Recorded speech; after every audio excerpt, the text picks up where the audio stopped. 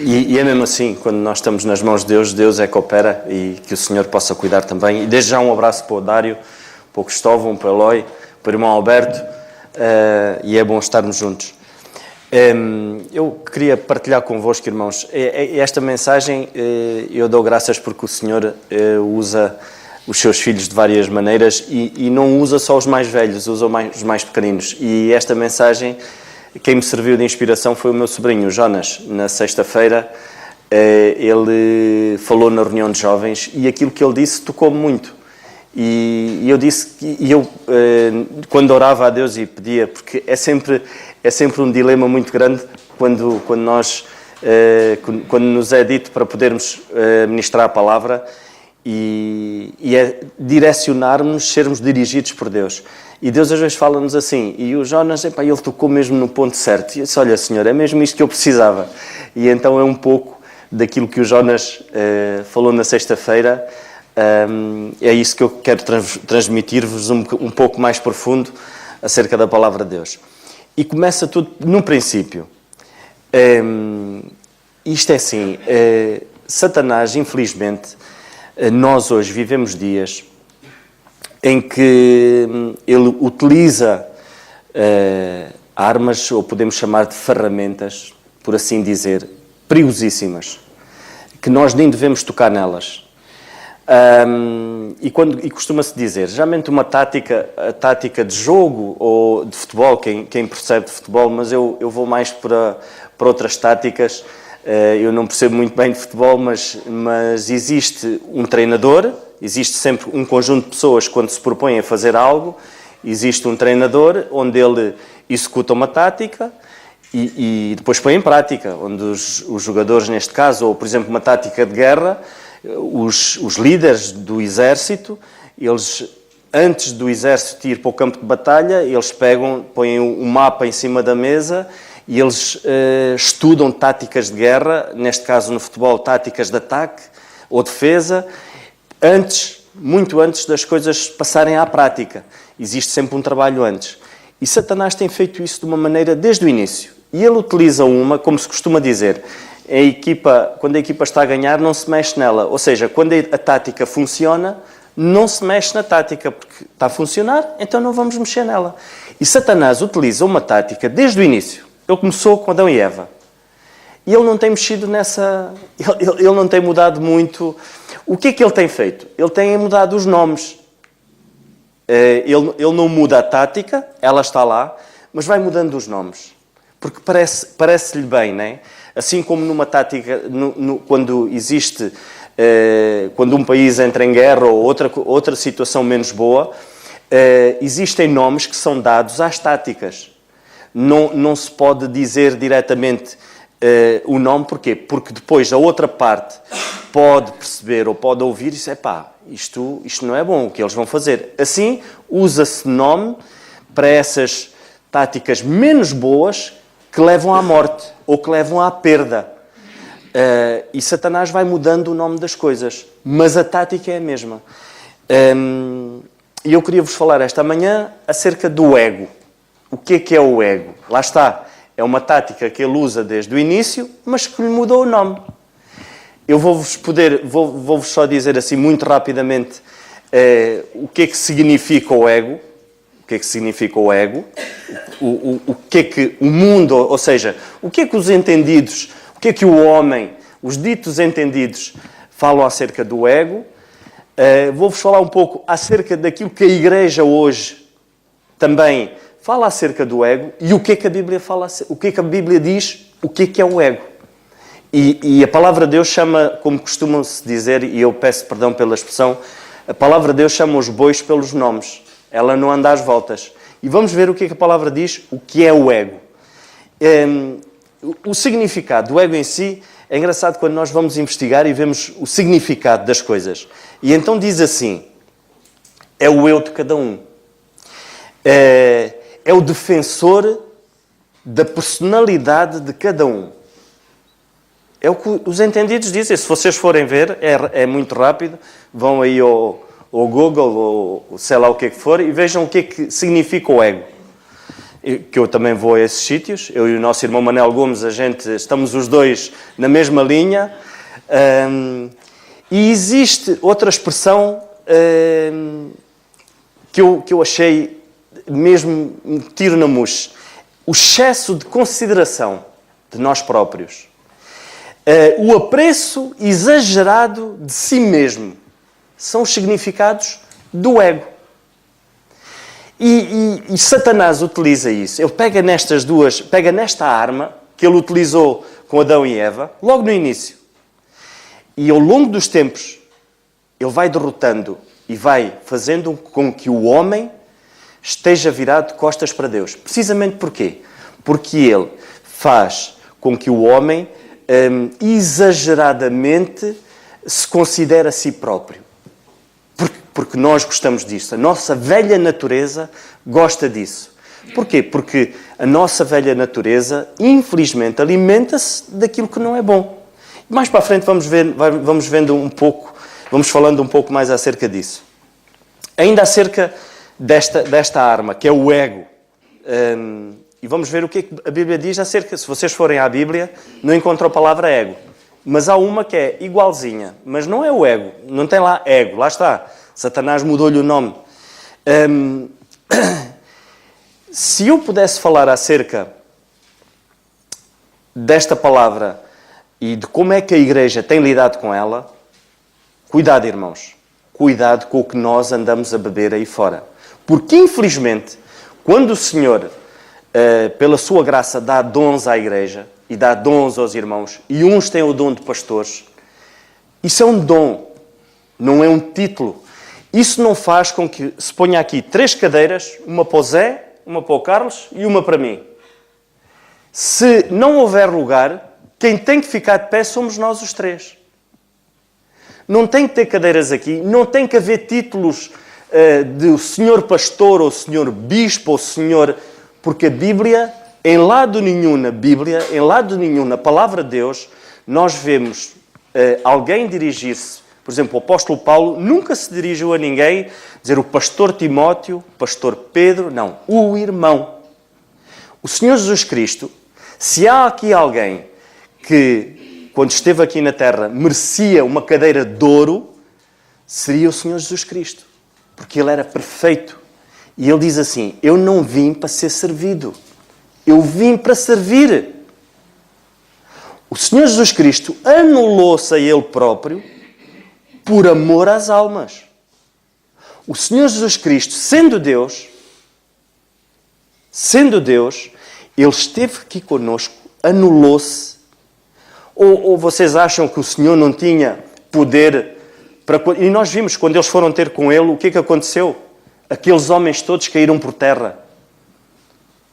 Quando o Senhor Jesus Cristo levantou-se e disse, sou eu a quem vocês procuram. Ou seja, o Senhor Jesus Cristo entregou-se Ele próprio. Ele tinha o poder para derrotar seja quem fosse. Ele era o próprio Deus. Mas Ele anulou-se. Ou seja, Ele deu um exemplo. Ele não veio para servir, mas para ser servido. Então Satanás inverte as coisas. E em Gênesis, no capítulo 2, muito rapidamente, no capítulo 3, perdão, Gênesis 3, e no versículo 5. E vemos aqui, logo no início, o que é que Satanás, e no mundo, como é que Satanás age? Primeiro, põe em causa a palavra de Deus. Essa é a primeira. E a seguir, levanta o ego das pessoas. Então ele diz assim, porque Deus sabe que do dia... Então a serpente disse à mulher, versículo 4, certamente não morrereis. Porquê? Porque o Senhor tinha dito, no momento em que vocês comerem daquele fruto, morrerão, ou seja, estarão separados de Deus. E isso é morte. Porque Deus sabe que do dia em que dele comerdes, se abrirão os vossos olhos e sereis como Deus, sabendo o bem e o mal. Irmãos, a primeira coisa que Satanás põe em causa a palavra de Deus. Satanás tem posto em causa aquilo que Deus diz. Costuma-se dizer, Satanás às vezes quer vestir a mentira de verdade. Não existem, irmãos, não existem meias verdades. Ou é verdade ou é mentira. Não existem aqui meias verdades, não. Muitas das vezes é a mentira vestida com as roupas da verdade. E Satanás é exímio em utilizar isso. É exímio em utilizar essa arma. E então ele põe em causa a palavra de Deus. A seguir, o que é que ele faz? A seguir, ele faz aquilo que nós todos gostamos, que é pôr-nos cá para cima. E ele diz, vocês vão ser como Deus, então. Não, vocês não se preocupem, vocês não vão morrer. E logo a seguir, vocês vão ser como Deus. Ao longo da história, nós temos visto a Igreja cair num erro tremendo. Porquê? Porque quantos grupos religiosos há que o que transmitem é tu tens que fazer alguma coisa para que Deus reconheça o teu trabalho. Para que Deus diga assim, sim senhora, tu fizeste um bom trabalho, então tu tens aqui um lugar para ti. Quantos grupos religiosos fazem isso? Existem seitas, como é o caso do islamismo, que diz que quando a pessoa morre, o que vai ser posta na balança são as coisas boas e as coisas más. E vamos ver o que é que pesa mais. Se pesar mais as coisas boas, então vais para o céu. Então, vais para o pé de Deus. Se as coisas boas pesarem mais que as más. Quantas outras religiões não pregam isso? Não falam nisso? Não dizem, olha, tu tens que fazer alguma coisa, se tu fizeres isto, se tu fizeres esta prática, se tu fizeres boas obras, ou se tu... então vais ter o teu lugar está reservado. Mas tens de fazer alguma coisa. Irmãos, a partir do momento que entrou o pecado, no seio de Deus não pode habitar o pecado. De maneira nenhuma. Se abrirem uma garrafa de água do Luz, ou seja o que for, e abrirem a garrafa, 1 litro de água, e puserem nem uma gota, metade de uma gota de uma substância que vocês não conheçam, a água fica contaminada. Ou seja, no meio onde Deus existe, não pode haver pecado. E a única maneira que houve para que isso não pudesse, a nossa aproximação para com Deus fosse uma aproximação genuína, Deus não incumbiu a cada um de nós de nos chegarmos a Ele e de Ele preparar um lugar para nós por aquilo que nós fizemos. Não, porque nós estamos carregados, a nossa natureza não é boa. No Salmo 51, vamos abrir muito rapidamente, no Salmo 51, vamos ver qual é a nossa natureza. Para nós percebermos um pouco, quando nos dizem assim, o que tu precisas é de alimentar o teu ego. Então vamos ver que ego é que precisa de ser alimentado. No Salmo 51 e no versículo, eu vou ler a partir do versículo 5, Eis que em iniquidade fui formado e em pecado me concebeu minha mãe. Eis que amas a verdade no íntimo e no oculto me fazes conhecer a sabedoria. Purifica-me com ísope e ficarei puro. Lava-me e ficarei mais alvo do que a neve. Faz-me ouvir de júbilo a alegria para que gozem os meus ossos que tu quebraste. Esconde a tua face dos meus pecados. Apaga todas as minhas iniquidades. Cria em mim, ó Deus, um coração puro e renova em mim um coração, um espírito reto. Mas eu queria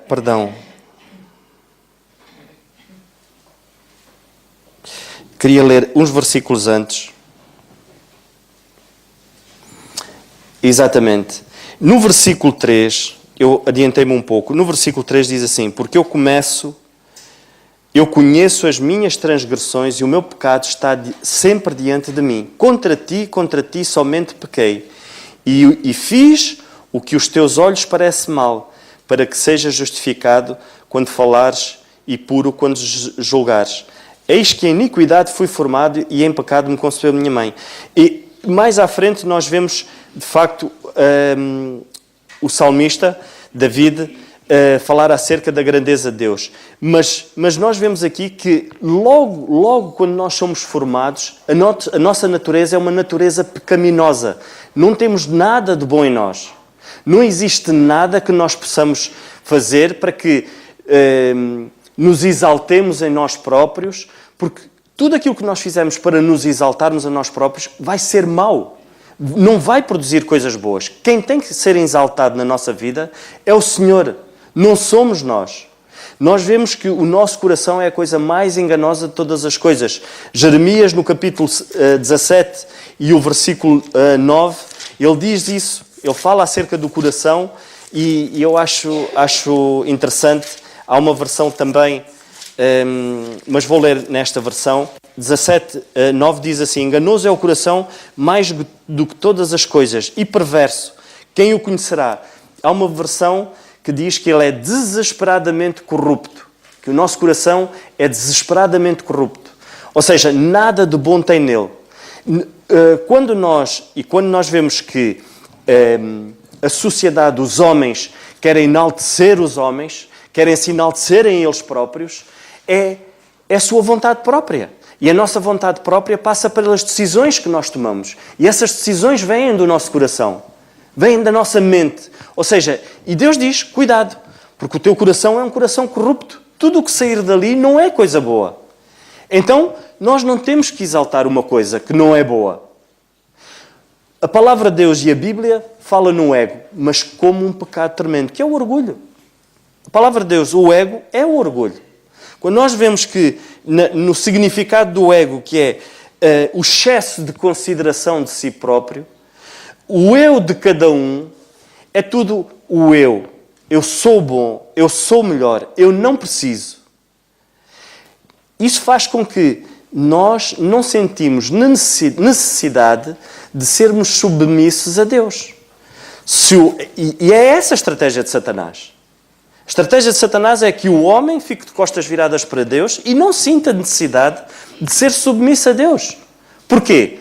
Porque eu sou bom, eu sei aquilo que eu quero, eu já tenho o meu foco traçado, a minha vida traçada, pensando que duram eternamente, e nós vemos que todos os dias, ainda ontem, ainda na sexta-feira, faleceu uma pessoa que nós conhecemos e que nós não sabemos o estado da alma dela.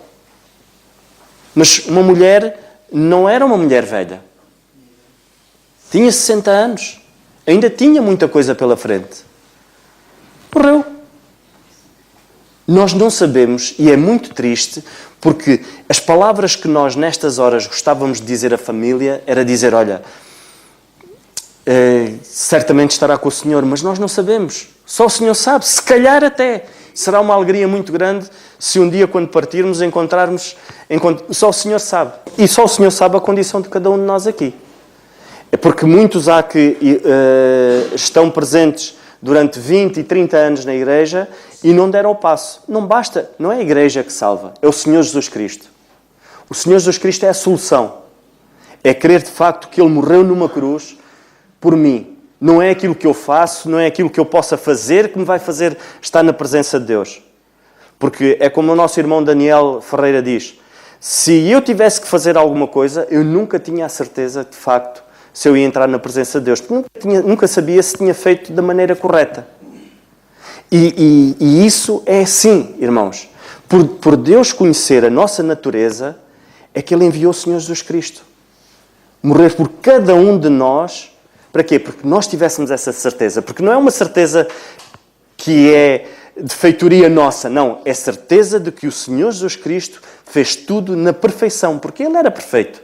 Só Ele podia fazer coisas perfeitas. Nós não podemos, irmãos. E depois de nós darmos esse passo, e se a Ninita deu esse passo, um dia estaremos com ela, pela graça de Deus. Mas todos vocês, depois de darem o passo, de aceitarem o Senhor Jesus Cristo, há uma batalha diária. O apóstolo Paulo diz assim, eu combati o bom combate. É porque é um bom combate. E cada batalha que acontece, e quando nós ultrapassamos essa batalha pela graça de Deus, e aí está outra coisa interessante, irmãos, que é assim, mesmo as boas obras que, porventura, quando nós nos convertemos e o Senhor faz com que andemos e pratiquemos boas obras, foi o Senhor que as preparou. Até essas boas obras...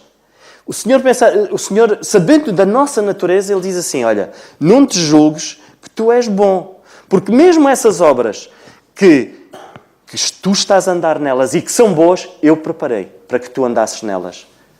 Na carta aos Efésios, no capítulo 2 e no versículo 10, o Senhor fala-nos nisso. Ele diz, nós somos do Senhor agora. Pela graça de Deus, e queira que nós todos aqui, um dia, quando partirmos, vamos estar lá no Senhor. Vai ser uma alegria. Epá, eu não sei, acho que não vamos ter tempo para estar uns com os outros, porque uns vão estar com o apóstolo Paulo, eu vou querer estar com o apóstolo Paulo e o irmão Carlos vai estar com o apóstolo Paulo e eu vou ter que ir dizer, apóstolo Paulo, agora já chega, agora sou eu, e vocês uns vão estar com Daniel, outros com David, epá, não sei, outros vão estar com Adão a perguntar, epá, mas tu tens umbigo ou não? Epá, tu não tiveste outros... Vai haver uma data de perguntas que a gente não sei se será assim ou não, mas vai ser, eu sei que vai ser uma alegria muito grande quando estivermos no céu. Mas será bom que todos... Será que nós todos vamos lá estar no céu? Essa é a minha pergunta que eu faço. Será que vamos estar todos na presença do Senhor? Seria mesmo bom que assim fosse, irmãos. Mas o Senhor, sabendo da nossa natureza, o que é que Ele fez?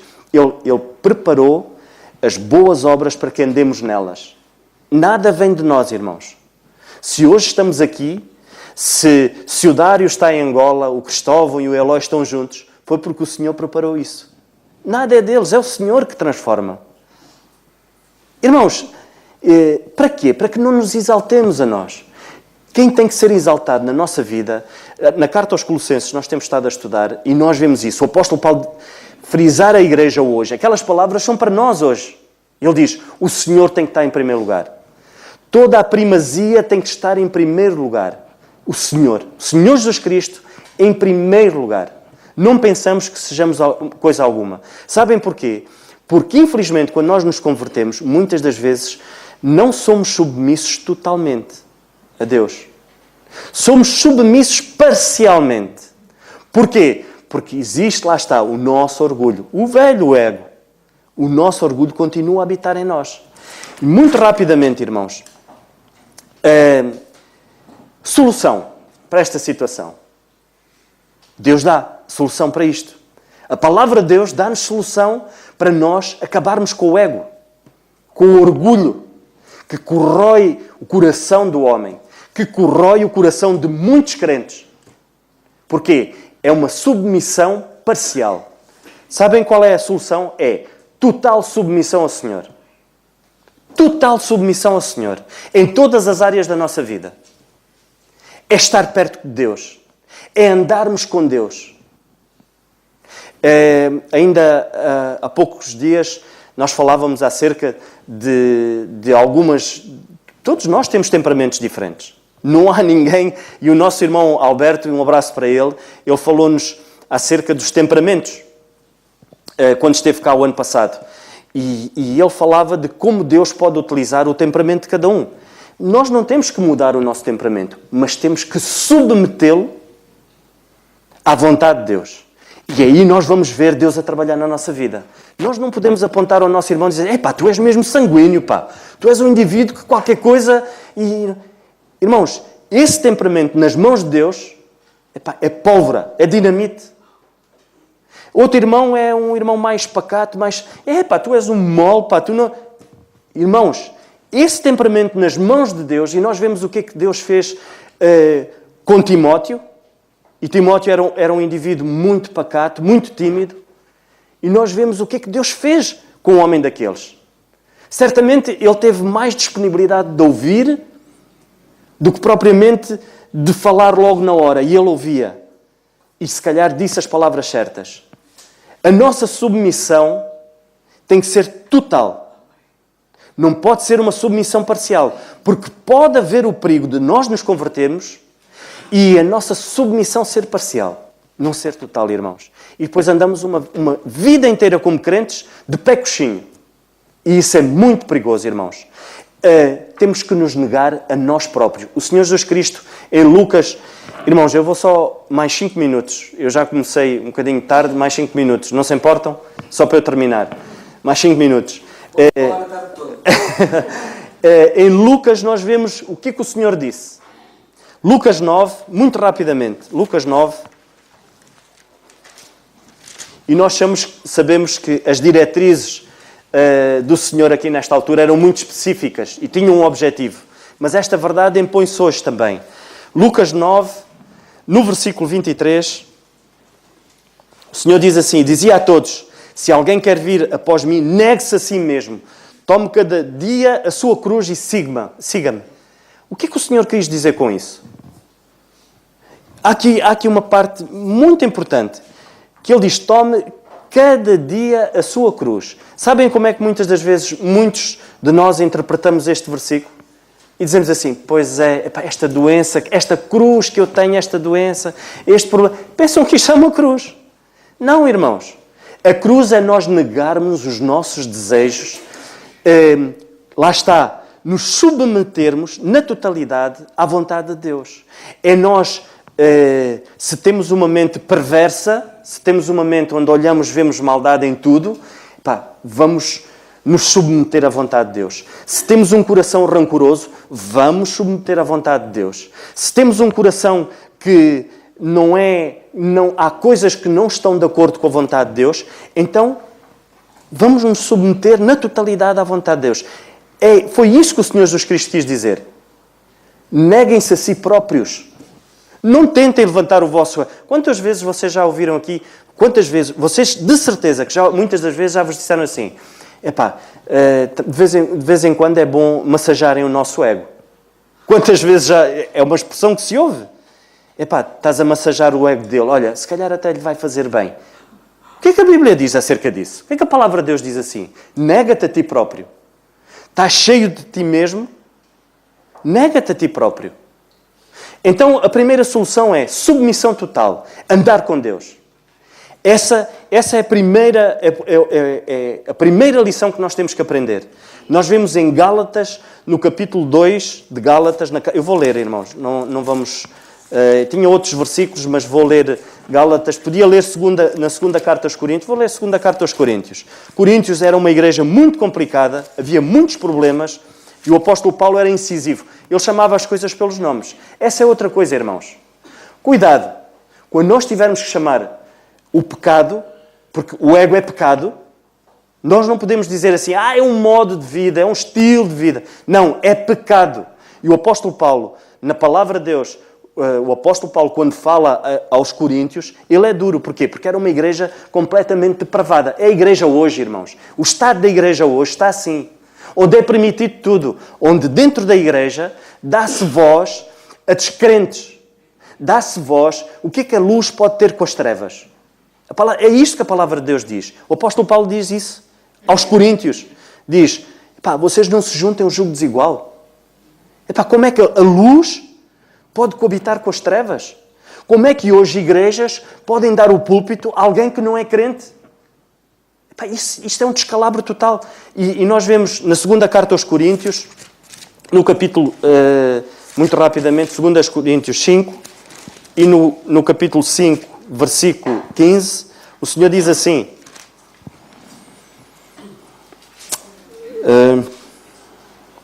e Ele morreu por todos, para os que vivem, não vivam mais para si, mas para aquele que por eles morreu e ressuscitou. Nós não temos que viver mais para nós, irmãos. Nós temos que viver em Cristo. E viver em Cristo é abdicarmos de nós próprios. É nós pensarmos assim, nesta situação, eu estou nesta situação complicada hoje. Se o Senhor Jesus Cristo estivesse aqui, como é que Ele ia agir? Quantas vezes nós nos encontramos em situações que alguém nos diz alguma coisa que nos magoou? E a nossa vontade é logo respostar, é logo a seguir. Eu falo por mim. Se calhar a nossa vontade, ou vamos de carro e alguém buzinou sem motivo nenhum. A nossa atitude tem que ser assim. E se o Senhor Jesus Cristo estivesse aqui? Acerca das irmãs mais novas, uma vez eu falava com uma irmã aqui, uma mulher de Deus a sério, e ela dizia, seria bom que todas as jovens, adolescentes, levassem o Senhor para o provador. Quando vão comprar roupa, levam o Senhor para o provador. Escolhem uma roupa para vestir, não é? Levem o Senhor para o provador. E quando vestirem a roupa no provador, digam, Senhor, como é que é? Eu estou apresentável? Esta roupa é... Pensem nisso. E quem diz jovens, diz mulheres adultas, mulheres de Deus. Querem comprar uma roupa, levem o Senhor para o provador. Homens, querem tomar uma atitude certa? Querem ter atitudes certas na vossa vida? Ponham o Senhor ao vosso lado e dizem, Senhor, é a minha responsabilidade tomar esta atitude como homem e como líder da minha família.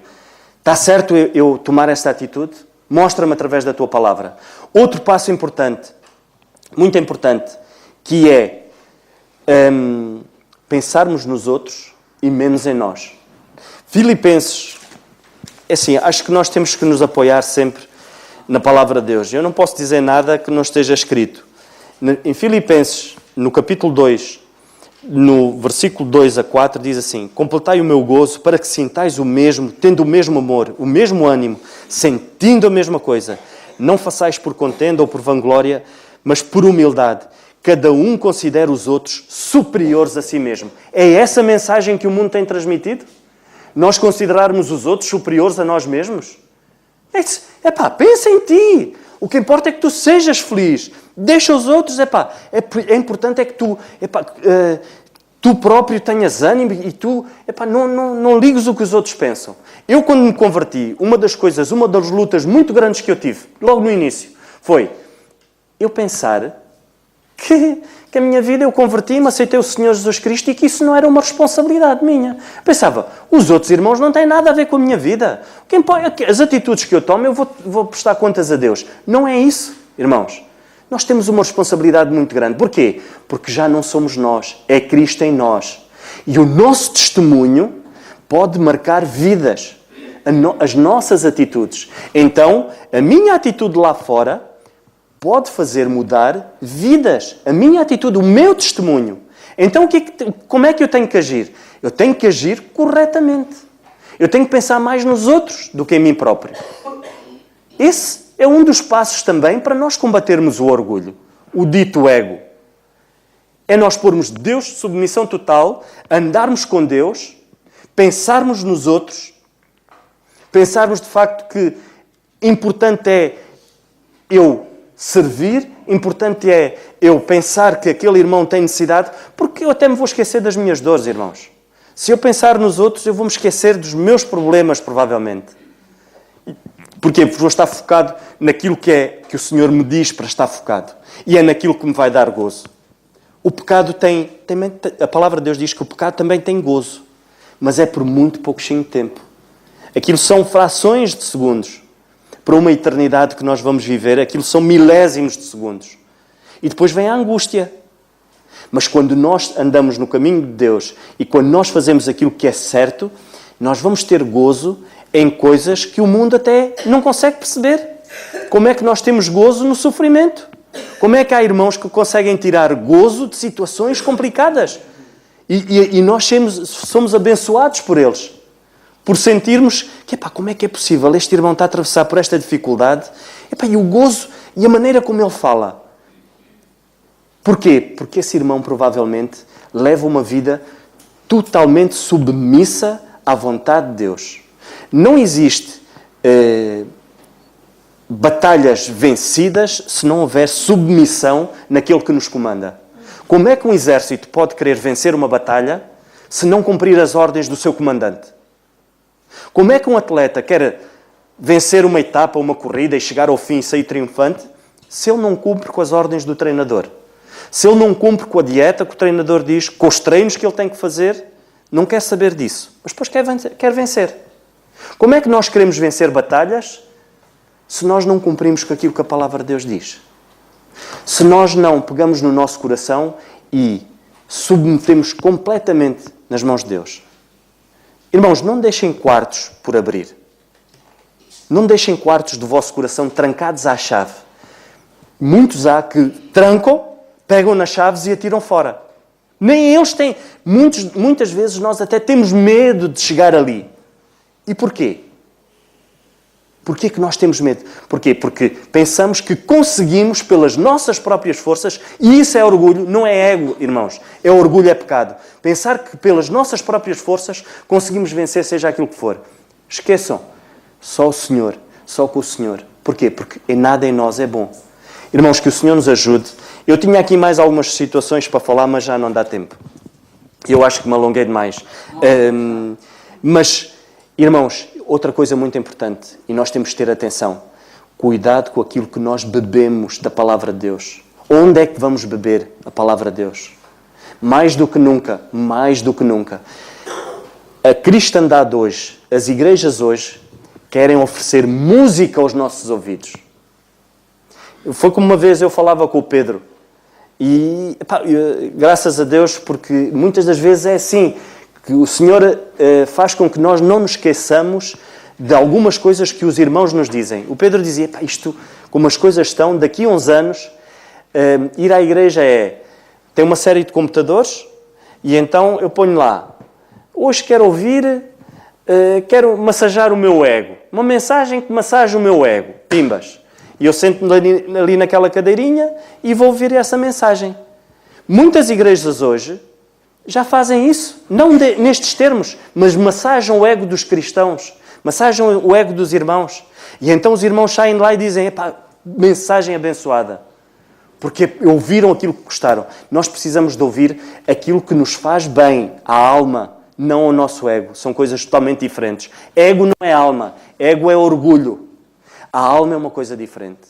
E aquilo que nos faz bem à nossa alma é a palavra de Deus. Quantas vezes eu levo nas orelhas por estudar a palavra de Deus e eu, Senhor, é mesmo isto. E como é que eu agora vou falar nisto se eu também tenho que corrigir isto na minha vida? Mas é todos os dias, quando nós acordamos de manhã, o Senhor olha para nós como se tudo começasse ali. Então vamos começar bem. Amanhã, hoje, agora, vamos começar bem. Que o Senhor nos ajude. E desculpa, irmãos, por me alongar.